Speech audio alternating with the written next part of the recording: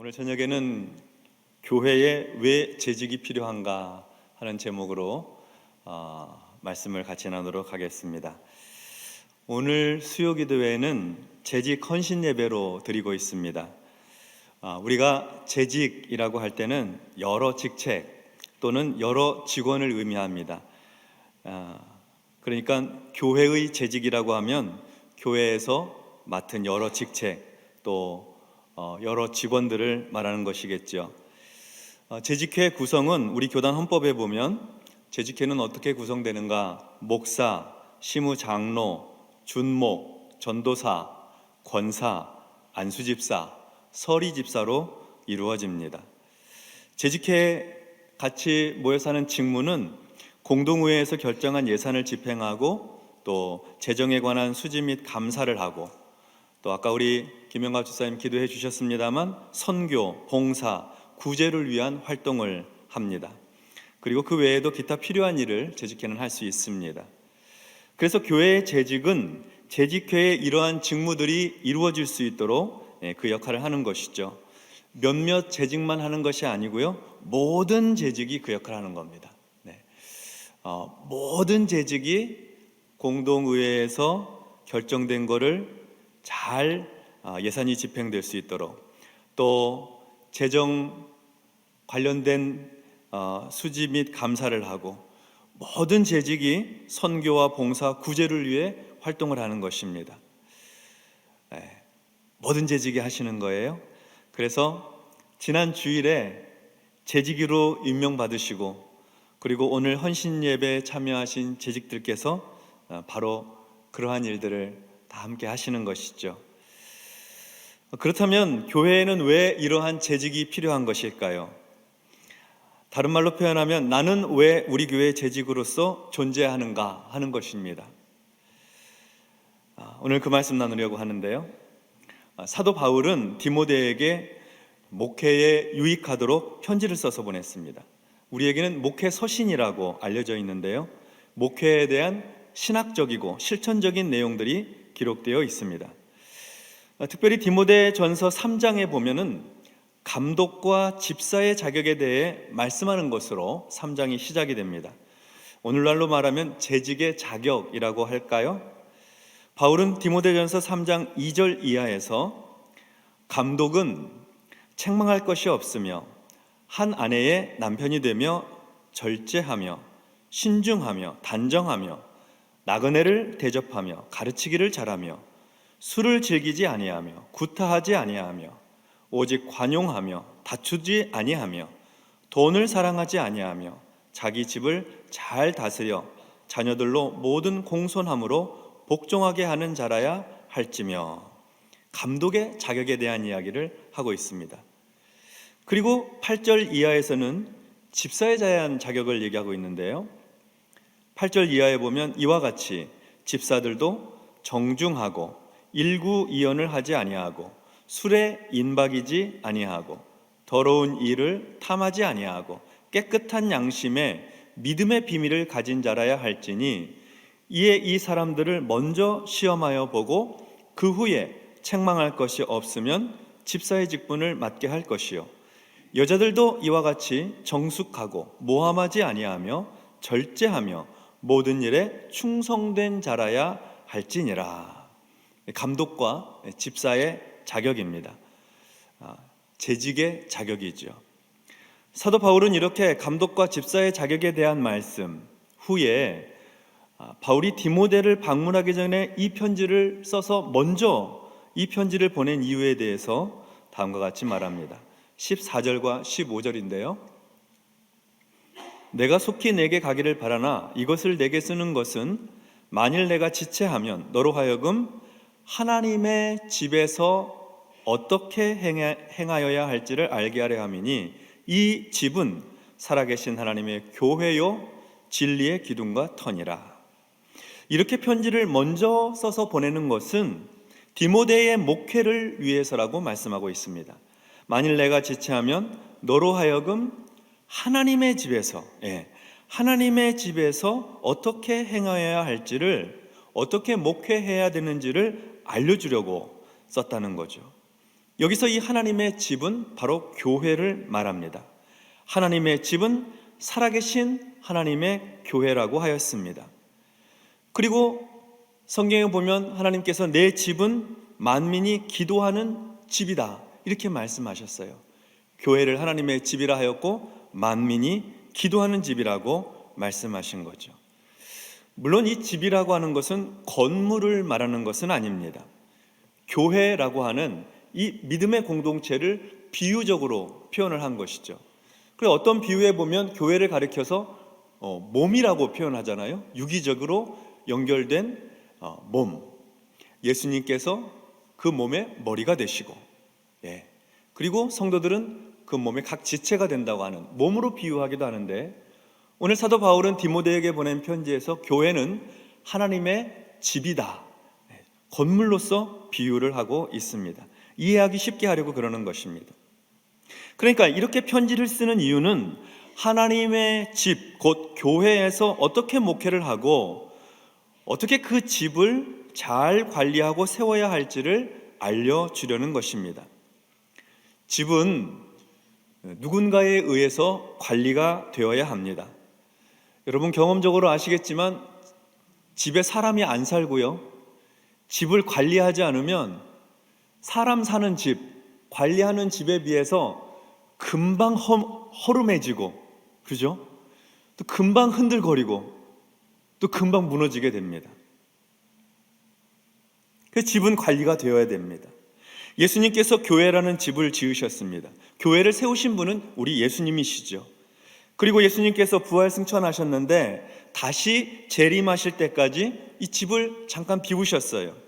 물론 영으로 함께 하시지만 우리 육신의 몸으로 볼 것 같으면 집을 비우신 것이죠. 이 기간에 주님의 우선적인 관심이 무엇이겠습니까? 자기 집이 건강하게 잘 유지되는지, 자기 교회가 튼튼하게 잘 관리되는지가 우리 주님의 최고 관심사이십니다. 그러니까 예수님께서 자기 집의 관리를 위해서 그의 종들을 세우시는 것입니다. 교회에 왜 재직이 필요한 것일까요? 하나님의 집을 잘 관리하기 위해서입니다. 하나님의 집을 잘 관리하라고 재직을 세워주셨어요.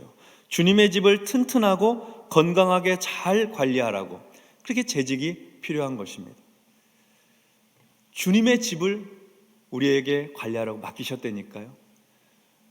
우리는 연약함도 많고 부족함도 많잖아요. 능력도 부족하고 지혜도 없고, 그런데도 주님께서 우리를 신뢰하시고 믿어주셔서 여호와의 친밀하심이 우리에게 있어서 우리에게 주님의 집을 맡겨주신 거예요. 잘 관리하라고. 마가복음 13장 33절에서 37절에 보면 이렇게 기록이 되어 있어요. 주의하라, 깨어 있으라. 그때가 언제인지 알지 못함이라. 가령 사람이 집을 떠나 타국으로 갈 때에 그 종들에게 권한을 주어 각각 사물을 맡기며 문지기에게 깨어 있으라 명함과 같으니, 그러므로 깨어 있으라. 집주인이 언제 올는지, 혹 저물 때 일는지 밤중 일는지 닭 울 때 일는지 새벽 일는지 너희가 알지 못함이라. 그가 후련히 와서 너희가 자는 것을 보지 않도록 하라. 깨어 있으라. 내가 너희에게 하는 이 말은 모든 사람에게 하는 말이니라 하시니라.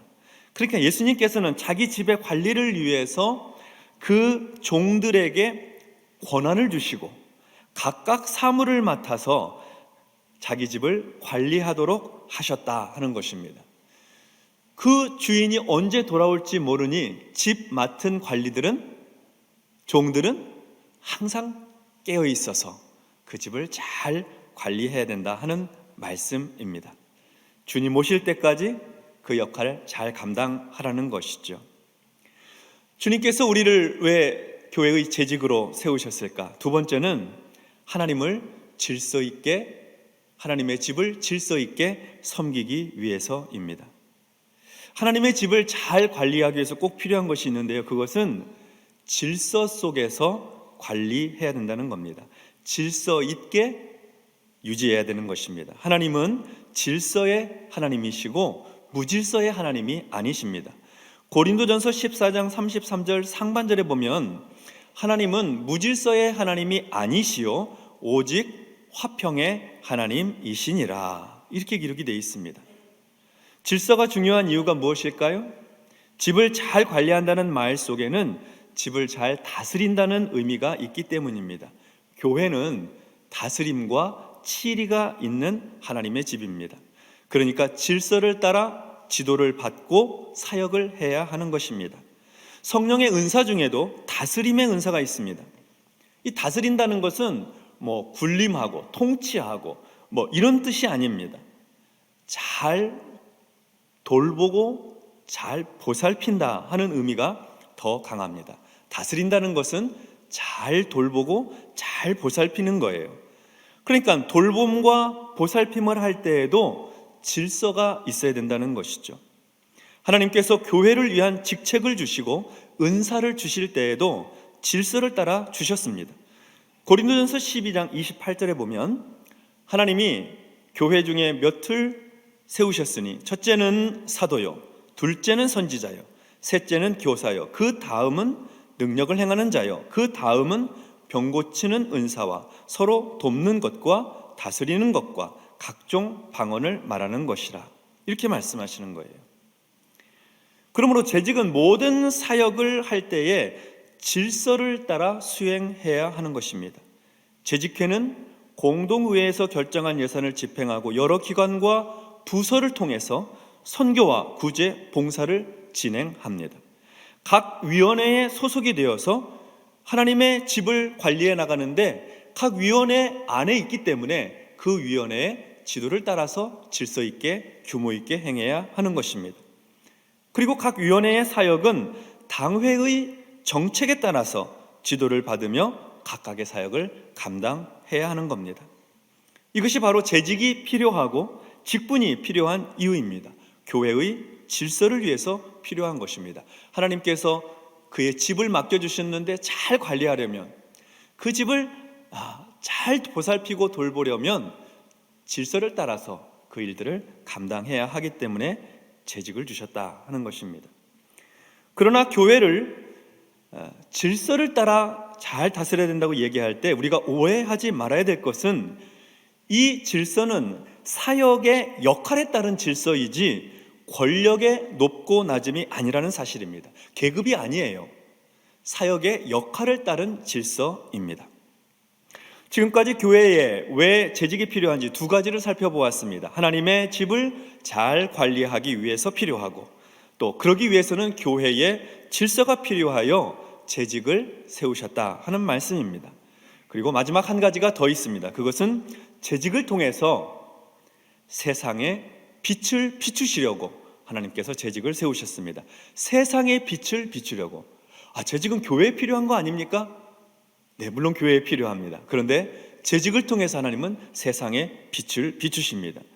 교회에 재직이 필요한 이유는 세상을 향해 덕을 세우고 세상을 향해 유익을 나눠주기 위해서 재직이 필요합니다. 마태복음 5장 14절로 16절에 보면 이렇게 기록이 되어 있습니다.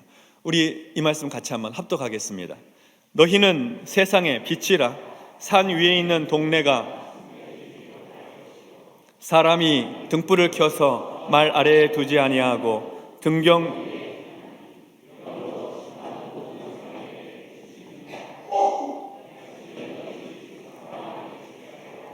그들로 너희 착한 행실을 보고 하늘에 계신 너희 아버지께 영광을 돌리게 하라. 아멘. 교회는 세상에서 산 위에 있는 동네에 비치는 빛의 역할을 감당해야 합니다. 이 역할은 세상에서 착한 행실로 나타납니다. 교회의 재직은 교회에서도 재직이고 세상에서도 재직입니다. 그러므로 우리는 이 지역사회에서 또 직장과 일터에서 빛으로 사는 것입니다. 착한 행실을 통해서 세상에 그리스도의 빛을 비추는 것이죠. 세상을 향해 이렇게 덕을 세우라고 하나님은 교회에 재직을 주셨습니다. 그러니까 교회의 재직은 교회 안에서만의 직분이 아니고 교회 밖 세상에서도 직분자로서 행해야 하는 것이죠. 예수 믿는 사람답게 재직답게 선하고 착한 행실로 살아가야 하는 것입니다. 로마서 15장 2절에 보면 우리 각 사람이 이웃을 기쁘게 하되 선을 이루고 덕을 세우도록 할지니라. 이렇게 말씀합니다. 우리 각 사람이 이웃을 기쁘게 하되 선을 이루고 덕을 세우도록 할지니라. 그렇습니다. 교회가 세상에 덕을 세우면 하나님께서 영광을 받으십니다. 전도와 선교는 교회가 세상에 덕을 세우는 것입니다. 우리의 입술로 복음을 전할 뿐만 아니라 우리의 행실이 전도지가 되어야 하는 것이죠. 한 영혼을 구원하기 위해 재직은 선을 이루고 덕을 세워야 하는 것입니다. 이렇게 하여 세상에 유익을 끼치는 것입니다. 오늘 헌신 예배를 드리는 재직 여러분, 하나님께서 우리를 왜 재직으로 삼으셨을까요? 하나님의 집을 잘 관리하라고, 기둥처럼 잘 떠받치고 깨끗하고 정결하게 집을 관리하고 하나님의 영광에 이루도록 잘 관리하도록 재직을 세워주셨습니다. 교회에 재직이 필요한 이유는 교회를 위해서입니다. 우리의 직분이 교회에 봉사하는 직분이 되어야 합니다. 그렇게 하기 위해 하나님은 여러 직분과 직책을 주셔서 질서를 따라 행하도록 하셨습니다. 교회 안의 모든 사역은 질서 있게 규모 있게 하도록 하신 것입니다. 그래서 교회는 다스림의 질서가 있습니다. 뿐만 아니라 교회의 재직은 세상에 덕을 세우고 유익을 끼침으로 빛을 비춤으로 세상을 살리고 구원합니다. 하나님은 우리를 세상의 빛으로 세우셨습니다. 그래서 교회에 우리를 재직으로 삼으신 것입니다. 우리 교회에는 새해 몇 가지 변화가 있습니다. 우리 재직들에게도 이 변화에 대한 말씀을 오늘 좀 드리려고 합니다. 우리 교회 당회는 지난 연말 정책 당회를 통해서 몇 가지 중요한 결정을 하였고, 그리고 그 결정된 내용을 지금 계속해서 의논하며 무르익혀가고 있습니다. 먼저 주요 직책에 대한 임기제를 결정하였습니다.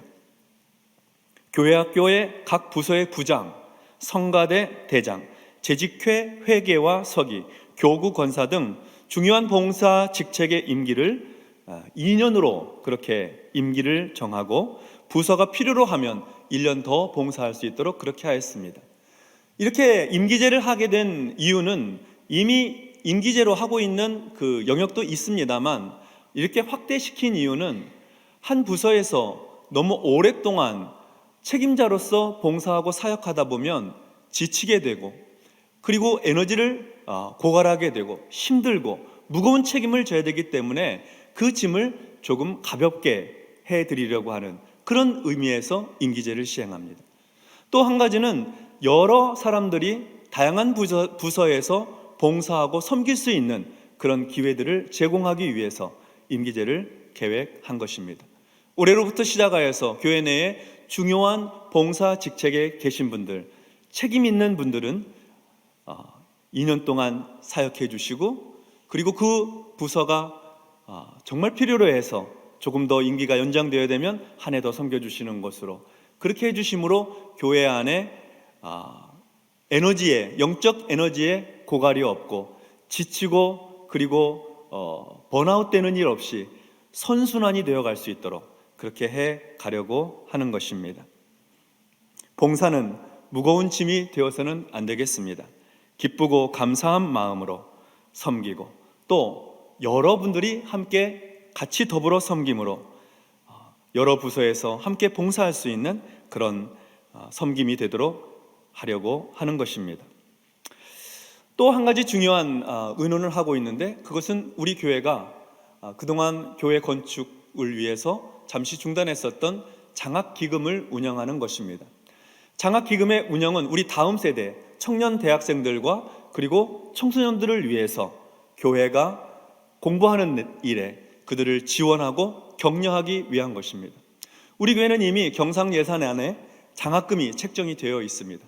그 장학금을 오늘날 청년 대학생들이 학교에 이 등록금으로 내고 있는 그런 등록금이 비싸잖아요.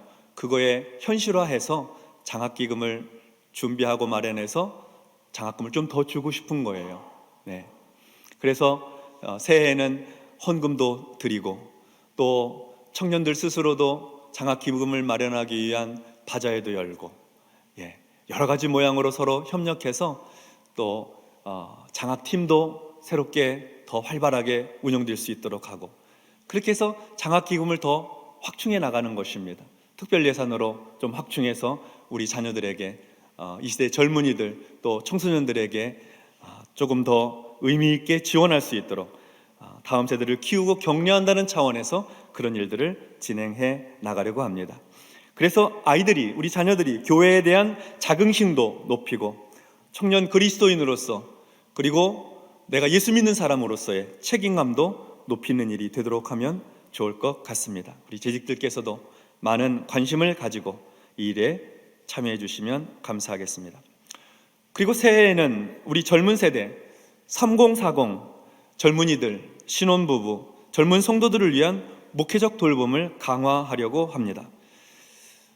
우리 교회의 허리죠. 청년부에서 장년부로 넘어오고, 그리고 이제 결혼하여서 가정을 이루고 이제 자녀들을 낳아서 양육하고 있는 젊은 세대들, 이 사람들도 사실 청년 시절에는 다 열심히 섬기고 봉사했던 다 리더들이었어요. 근데 결혼하고 또 가정을 책임지고 아이들을 낳아 돌보고 하느라고 지치고 피곤하고 힘든 상황 속에 있으니 교회가 더 관심을 가지고 그들을 영적으로 더 세워주고 격려해주고 신앙적으로도 힘써서 하나님을 섬길 수 있도록 그렇게 돌보는 목회 사역들을 조금 더 집중해서 해나가려고 하는 것입니다. 우리 기성세대가 그 젊은 세대들을 위해서 기도해주고, 그리고 그 젊은 세대들을 위해서 공간도, 그리고 재정도, 그리고 관심도 그렇게 많이 기울여 주셔서 우리 세대에도 너무나 좋은 교회인데 우리 다음 세대가 더 빛나고 밝은 우리 교회가 될 수 있도록 우리 젊은 세대에 많은 그런 관심을 함께 기울여 주시기를 바랍니다. 그래서 우리 교회 안에 차세대 지도자들이 왕성하게 세워질 수 있도록 그렇게 해 나가려고 하는 것입니다. 성도 여러분, 교회는 하나님의 집입니다. 그리고 재직은 그 집을 건강하고 튼튼하게 잘 관리하는 분들입니다. 질서를 따라 행하고 세상에 덕을 세우는 우리 재직들이 다 되시기 바랍니다. 사도 바울은 디모데에게 이러한 사명을 잘 감당하기 위해서 16절에 보니까 경건의 삶을 강조하고 있습니다. 하나님의 말씀과 기도로 경건의 삶을 잘 살아가야 한다는 것을 강조하는 거죠. 교회에서의 재직의 사명은 우리 자신의 사람의 열심을 가지고 하는 일이 아닙니다. 기도와 말씀으로 하나님의 은혜를 풍성히 받아서 성령의 능력 안에서 감당하는 사역입니다. 그래서 사도 바울은 크도다 경건의 비밀이여 하였던 것입니다. 우리 모두 새해에 재직으로 임명을 받고 하나님의 교회의 기둥과 같은 일꾼들로 부름을 받았으니 이 한 해도 주님 앞에서 주님 주시는 은혜를 따라서 충성되기에 섬김으로 말미암아 교회는 영적으로 충만하고 부흥하고 우리 세대와 우리 다음 세대가 믿음 안에서 견고하게 서고 하나님의 영광을 드높여 세상의 빛으로서의 교회의 사명도 넉넉히 감당하는 우리 바름교회 재직들이 다 되시기를 주님의 이름으로 축원합니다. 아멘. 기도하겠습니다. 하나님 아버지 감사합니다. 새해 우리를 재직으로 세워주시고 각 위원회에 사역들을 책임들을 맡겨주시니 감사드립니다. 우리 교회는 참 좋은 교회입니다. 하나님께서 좋은 재직들을 세워주셨고 지금까지도 68년을 지나 69년째 아름답고 좋은 믿음의 전통을 따라서 지내온 참으로 복된 교회인데 하나님, 올해도 하나님께서 주신 능력 안에서 하나님의 말씀과 기도의 경건의 은혜 안에서 우리에게 맡겨주신 직분을 잘 감당함으로 하나님의 집을 잘 관리하고 질서 있고 규모 있게 섬기며 세상에 덕을 세우고 그리고 빛을 비추는 하나님의 귀한 교회의 재직의 사명을 감당하도록 은혜 베풀어 주시옵소서. 재직들에게 성령으로 충만하게 하여 주시옵소서. 가정을 평안하게 해주시고 일터와 사업에 복을 허락하여 주시옵소서. 섬기는 사역 안에 기쁨과 즐거움이 넘쳐서 억지로 섬기는 것 아니라 감사하고 기뻐하고 즐거워하는 마음으로 섬김으로 말미암아 우리 교회가 언제나 하나님 나라의 잔치집과 같이 흥겹고 기쁨 충만한 그런 교회, 그런 재직들이 다 될 수 있도록 도와주시옵소서. 예수님의 이름으로 축복하며 기도하옵나이다. 아멘.